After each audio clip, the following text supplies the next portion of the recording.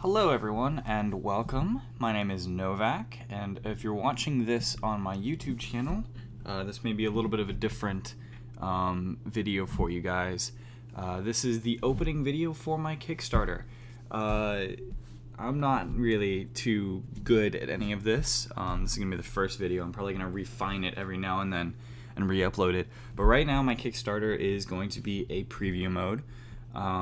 If you guys see this video and you enjoy this video, please share the Kickstarter page as well as this video, which will be on the Kickstarter page. But yeah, I just wanted to delve right into something real quick for you guys and see what you think. Hopefully, you guys think it's a good enough game to be kickstarted. Right now we are in the beta testing phase, and I just say that because I like the way it sounds, but basically what's going on right now is I separated all of these cards from my game into two different sections for you guys to kind of understand and see what's going on with my game.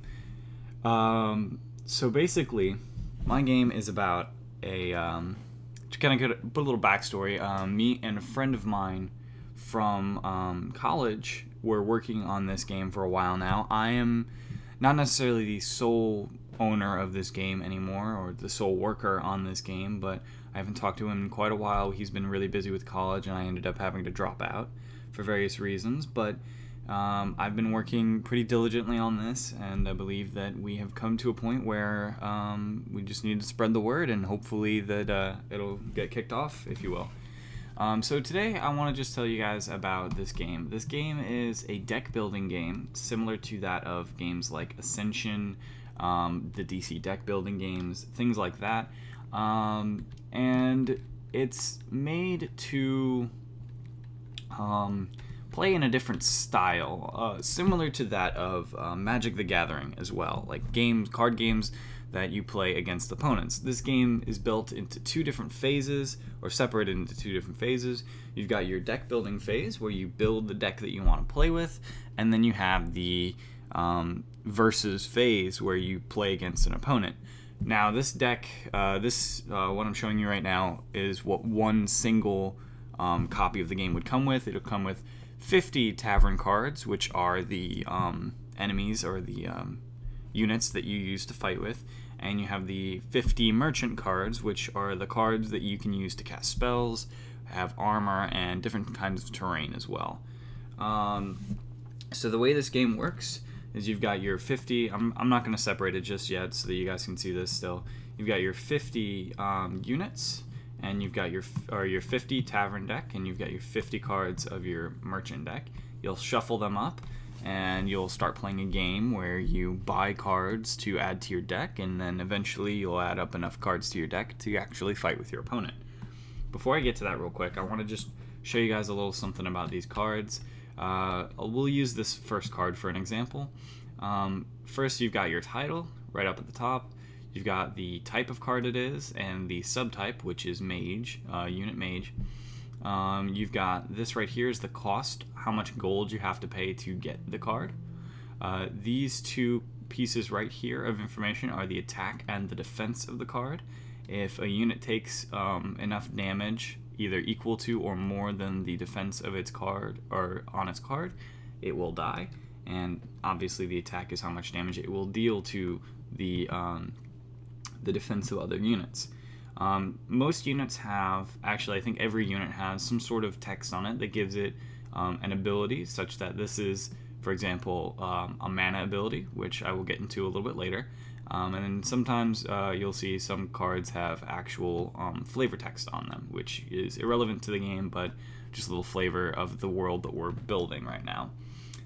In the tavern deck, you've got 4 different types of units. You've got mages, you've got archers, you've got soldiers, which I've separated into 2 rows because there are too many, and you've got assassins. Assassins are very unique, very niche cards. You've got soldiers, which are your basic build off of each other cards. Archers are very specific. They want to attack individual cards, and mages are support cards. They want to help you get better abilities and better stuff down the line. Alright, and we also have over here, we have the merchant deck where we have the 4 different types of stuff. And I say 4 because earlier I mentioned that there were equipment, spells, and terrain, but there are 2 different types of equipment. You've got your weapons, which will increase attacks and other type stuff, other things as well. You've also got your armors, which will increase defense or something that is very close to that, or kind of that flavor of ability. With your spells here, you've got 8 different kinds of spells. Each spell, you have to pay a certain amount of mana on the card to cast them, which is pretty self-explanatory. You can cast spells at any point in time during the game, however you must have the mana for it, so if it isn't your turn, you're not going to be able to actually generate the mana that you need for it unless you can sacrifice your terrains for them. Here you have 5 different types of terrains. We've got many different styles, one of which is a 6 of, which is the Advanced Magic Circle, which will give you more mana than the regular mana circle, which I will get to in a bit. As well as you have different things that take damage for you instead of you, things that increase your attack, stuff like that. Alright, so here we are. We've got the Tavern deck over here, which is the units, and we've got the Merchant deck over here, which is all the other types of cards. I'm going to shuffle these up real quick so I can get on with the explanation. When we zoom in here, we can see that these are 2 different types of things that are going to be important in the game for the first set. For these 2 cards right here, this is what your starting deck is going to look like. We're going to have 8 of these gold coins and 2 of these willpower. The reason you have willpower in the beginning of the game is not only can you buy things with gold, but you can also activate spells that you've added to your starting deck. That way you can get more of an advantage over it than your opponent. So what we're going to do is we're going to make a few of these real quick. I'm going to group this together. Okay, so we've got 8 of these, and we're going to have 2 of these. We'll add that to our starting deck for now, so that later I can explain how the game works. And here we have 2 cards that you will always be able to buy in the game.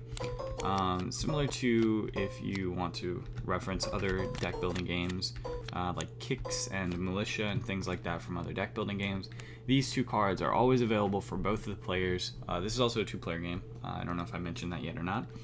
But these 2 cards are available to each player at any point in time that they still have them in available to buy.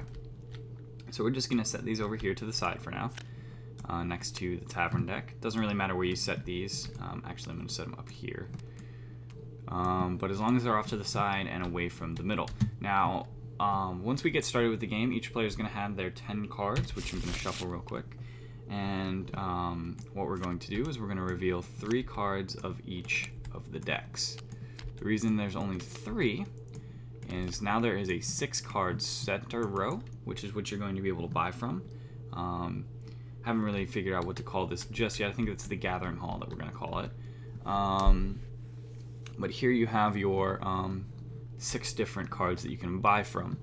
Now let's do a little fake hand here real quick so I can show you guys exactly what's going on. You have 5 cards per hand, and if we zoom in here, we can see that I have 3 gold coins and 2 willpower, which is not really that great, but the next hand will be better because I will have all 5 other gold coins in them, and thus will be better than what we have right now. So what we have right now is we got 3 gold to buy with, which means I can buy this Dagger of the Exiled, or, well, nothing else in the middle row, but I could also get a gold bar or a magic circle. The reason you would want to buy these is this gold bar would go into your starting deck, which would allow you to buy more cards better and faster. And this magic circle is going to either go into your main deck or your starting deck, whichever you want to call it, and it will help you cast cards in the future, like spells that help you out. Or we can go into this other area, which is called the barracks. Now the barracks, each player has their own barracks, is what we're going to use to fight in the second phase. A barracks is going to be filled with cards that you buy throughout the game, as in like this assassin, this unit, and any real cards you wanted to add to it. So let's just add 4 cards to it for right now. And right now we're up to 5 cards. Whenever you buy a card, you always immediately replace it so you guys can have better choices for your cards. or for your buying. And the barracks right now is at 5.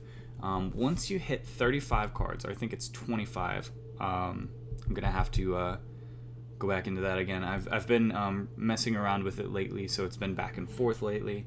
But we're gonna say at 25 for now, because I believe that is the number that I added. Once we hit 25 cards, let's just, obviously this isn't a very good representation of it. When you hit 25 cards, you're going to, let me rephrase that. Once you hit 25 cards, if the opponent has not hit 25 cards yet, you are still allowed to buy cards until they hit 25. Once the last player to hit 25 hits 25, then the player with more than 25 cards, say 23 or 27, has to cut down to 25 cards. So they can't use 2 of their cards in their deck, which you'll just pretty much put away off to the side. Now, once you've got your 25 cards, which we are showing right here, you're going to take your side deck, all the cards in the middle and the other decks, and as well as these side cards that you didn't use, we're going to put them off to the side. Obviously, you probably don't want to mix them together. That'll kind of get them all messed up and not really the greatest thing to do, but we're just going to do that for now since I can just reset the game later. So what you have here is you've got your 25 cards as your starting deck, and what we're going to do is you have this option at the very beginning of the game to choose 2 terrains to add to your hand at the start of the game. You can have up to, so you can have 1, 2, or 0, and then you take the rest of your cards, you shuffle them up, and you draw 3 cards, or up to 5. So if you have 0, you'll draw 5. If you have 1, you'll draw 4, etc. So what you're going to have is you're going to have 5 cards that you start the game with. Let me actually line them out like this. And this deck right here, this 20 cards, is not only your deck, but it is your life as well. So let's say I had a unit out and I attacked someone with it, this is called exhausting. The attack will go towards the player.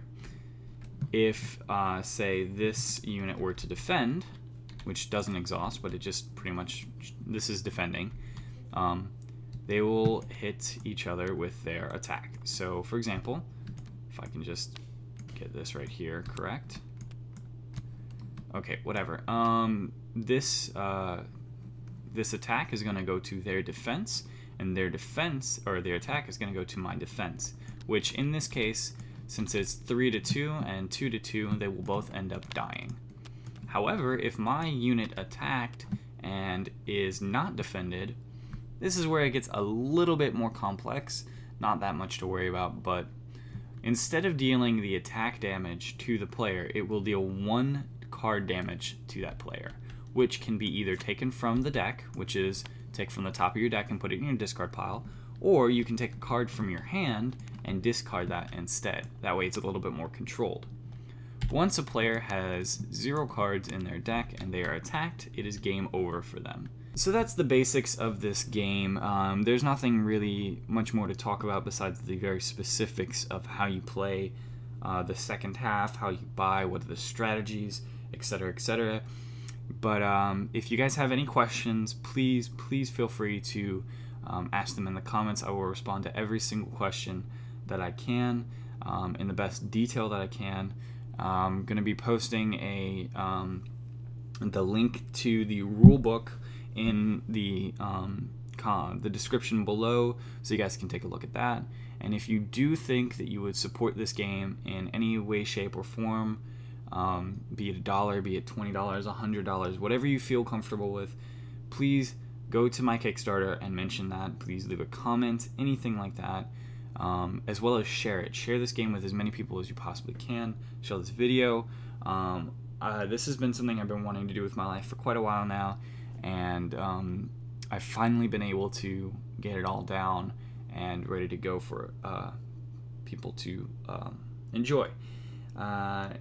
And just wanted to clarify one more thing real quick. One of the things I wanted to do with my Kickstarter is, when the Kickstarter is finished and everything is, you know, if we make it and it's paid for and all that, I want to be very clear here and say that when the Kickstarter goes through, say it's funded, that does not mean that I'm immediately going to send you the card game. And I don't mean that in a negative way, like I'm totally gonna wait forever for you guys to see it, but I also want to mention that the reason why I need this Kickstarter to work is because I need to hire some artists to do the artwork for the game. Everything in the game is pretty much set as is. The only thing I'm missing right now is the artwork, and that is something I do not have the money for at the moment. So what you're going to be doing if you pay and help support the Kickstarter is we're going to be paying the artists that are drawing these cards for me, and we're also going to be paying for the cards themselves. Obviously there are different tiers that you want to set, what you want to do with it. That is completely up to you. Do what you would like to do, and if that's something you don't feel comfortable with doing, supporting something that's basically an early start thing, then that is totally understandable. I completely understand. Another thing real quick is that I'd like to note that if you support my Patreon, which is in the link as well, if you support, I think it's the $5 tier or more, I will be you'll be able to get the beta version of this game, which doesn't include all the cards, but some of the cards that you can play with, and you can also download the rule book so that you guys can beta test it for me, and you can also get feedback as well as enjoy the game as it is right now, and will also help me finish the game even further before we actually put it out. So that seems to be everything for today. I know this is a little bit of a different video for most of you who watch my YouTube channel often, and for those of you who are just coming by to see about a game or you saw this on Kickstarter, I very much appreciate you coming to watch this video. I know it's about 15 or so minutes long, and I'm really glad that you took the time to watch this, and I hope you enjoyed it. So, as always, as I say to all of my YouTubers, have a great morning, evening, and night, wherever you are watching this, and stay awesome, everyone. Later.